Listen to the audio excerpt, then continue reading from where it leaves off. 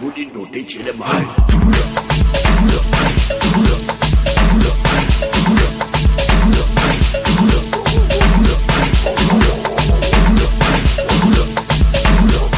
telling you now, it was like overnight, like mushrooms in a plantation.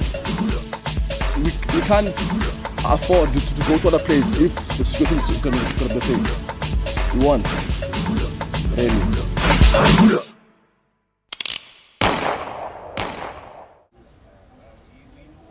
I think it was about February last year, 2012. So I heard of this place. You see that there's a piece of land, a huge piece of land. There were no shacks. So I decided to break my shack, bring my shack right here. It's become a very rampant, a common occurrence. And I think it more or less has to do with a failure of government to deliver on its obligation as granted under the Constitution. People are always desperate, and when they are desperate, you can't blame them. They tend to take advantage of any opportunity available to them.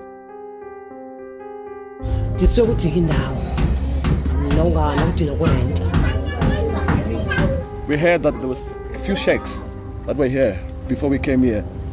We couldn't afford to keep on renting, so we thought maybe it's okay to come and stay here. There was no problem. But now when we came here, they said no, we must move out. If they say we must move out here, at least they must move us out to a better place where there's electricity, there's things that we need as human beings. Normally, before we sleep at night, we will fill the bucket with water so that in the morning we don't have to go fetch water outside.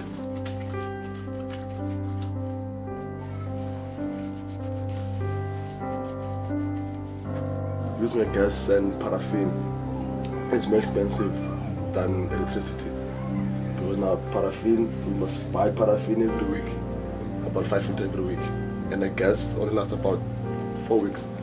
Before end of the month, I must buy another gas. And one bottle costs about 180 to 200 rand, beside the paraffin that I must always buy every week. And it was worse now in the winter time, because the kids, before they wash in the morning, I must make the heater on, so that before I wake them up, the room is warm.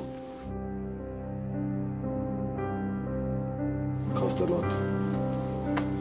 Yeah. Now also it's worse now because of this water laying there, and then in the evening it's always cold because of the water that is laying there.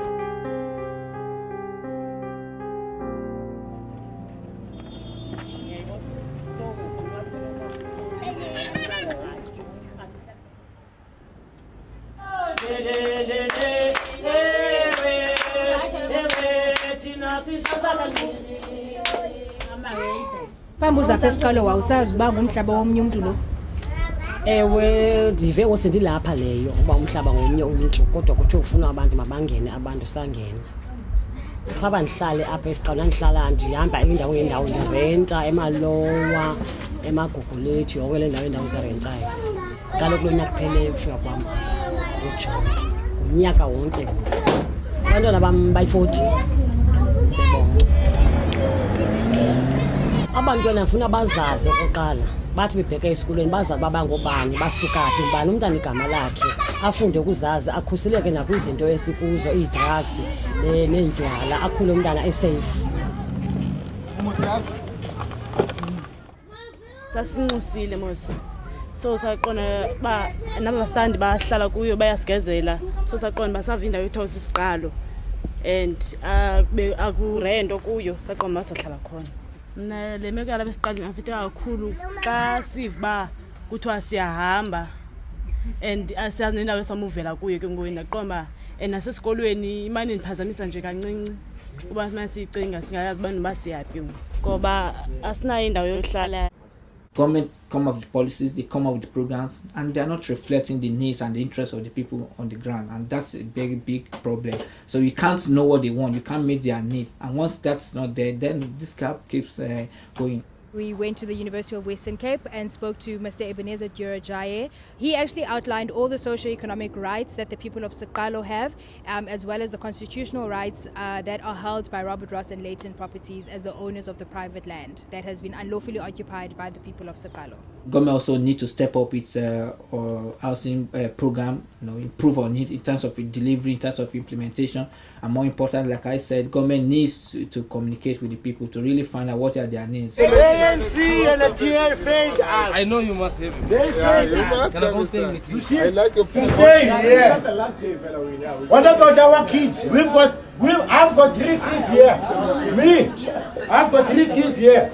Do you think it's a proper place for me to stay with them? The government has the obligation to create an environment that people will have access to housing, that people will be able to live in a dignified life. This is not a proper way to stay.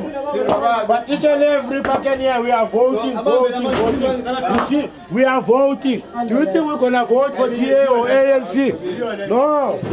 That doesn't work like that. If ANC is suffering, they must give up to, what you call it, PAC. They must give up to PAC.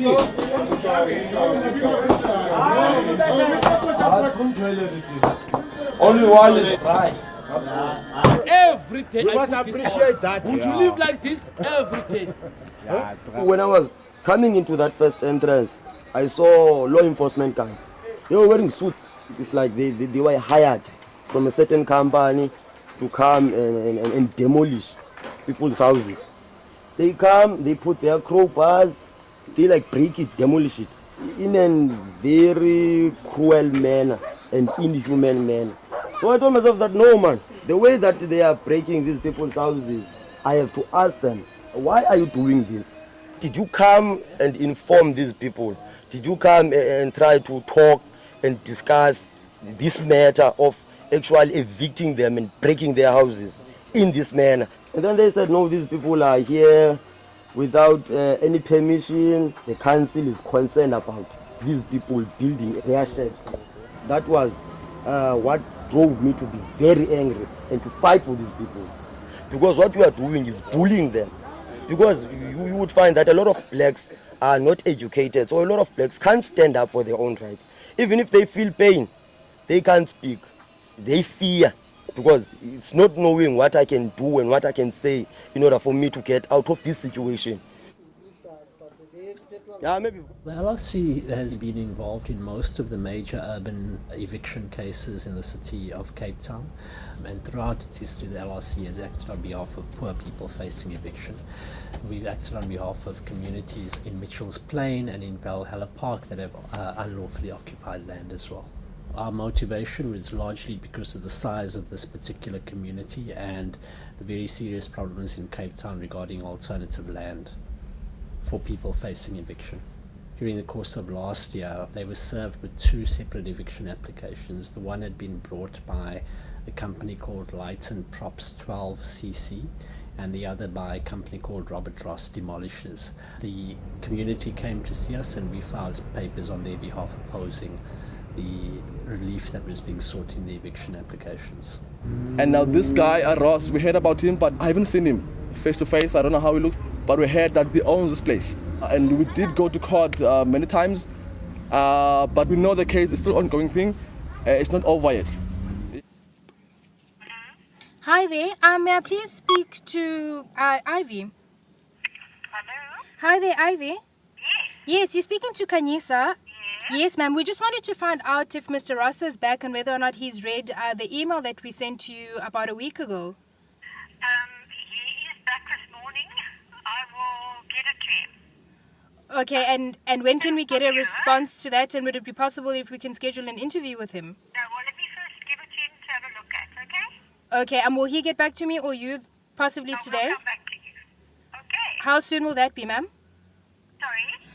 In all honesty, if by tomorrow we still get the same kind of response and there's still a bit of difficulty in terms of getting a hold of him and securing an interview, then there's nothing more that we can do. So literally the ball is in their court, and like we're saying, their actions are the ones that are affecting how he is going to look to the public in terms of, this issue being a public issue and for people wanting to know exactly what's going on. So it really is in their hands now. We've tried all that we can. There's an interesting case. It's a case just similar to this case. It was a case of a man who has a proper, a private land, and some people in desperate need, about 4,000 people. They move into the land, they occupy the land, and the man needed his land, and so he approached the municipal, the government. He even got an eviction order for them to be moved, but then the government did not assist him in evicting the people from the land. So he went to court, up to the Constitutional Court, and then he was alleging that the government has failed in its obligation, to help him to move the people. And of course, another issue that came up in that case was the fact that the government has failed in its responsibility to provide right to adequate housing for those people who illegally occupy the land. Because if the government has provided housing for them in the first place, there would not be any need for them to illegally occupy the private land. That means that anybody can invade your land and just move onto it, and if they're there for longer than 48 hours, you've got to just accept it, and more people can come. Yeah, they don't have it. Don't they have electricity? Well, I remember there's a barber shop there, and apparently he runs on generators. Tencon developers purchased this property around 2007 with a view to do a development here at a later stage. Now the squatters has come across the way. We have to put this development on hold and restart the planning with our planners to see what type of units we can actually put up here. Like I say, we're talking about a private individual, who has invested money in his land, who is looking forward to profit from his land, and then we're looking about people who are in desperate need, who due to no fault of theirs, maybe due to failure of government to meet their needs, illegally occupy land, and then it comes to balancing of right now. It's a balancing of interest. How do we balance the rights of an individual with the people who are desperate need of housing, illegally occupying the land? I did phone the law enforcement immediately to ask them what is happening across the way. They come this side. Yeah. The nights come this side. There has been the odd water that's been taken from site. When we repaired the boundary wall, they did try and take some of the materials. The biggest concern is the value, because that squatter camp has actually caused it the value of this property has dropped. If we intended building houses here of between 550 to 600,000, I don't think that type of buyer would want to live across the way from a squatter camp, because there's various risk factors, there's security factors, nobody wants to buy next to squatter camps. And if you were in the shoes of the people at isiQalo with the eviction case in mind, how would you feel? That's a difficult question.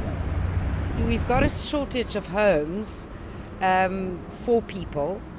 I just feel if that was government land and government gave that land to them for a squatter settlement, there's nothing you can do about it. But that's privately owned land, and that to me is a problem. But it's a sensitive issue, you know what I mean? The people haven't got houses. In the city of Cape Town, we have more than 220 informal settlements. People are being forced to occupy illegal land because they've been ignored for a very, very long time. This premier today, Helen Zille, there is absolutely nothing she has done to improve the informal settlement. Absolutely nothing.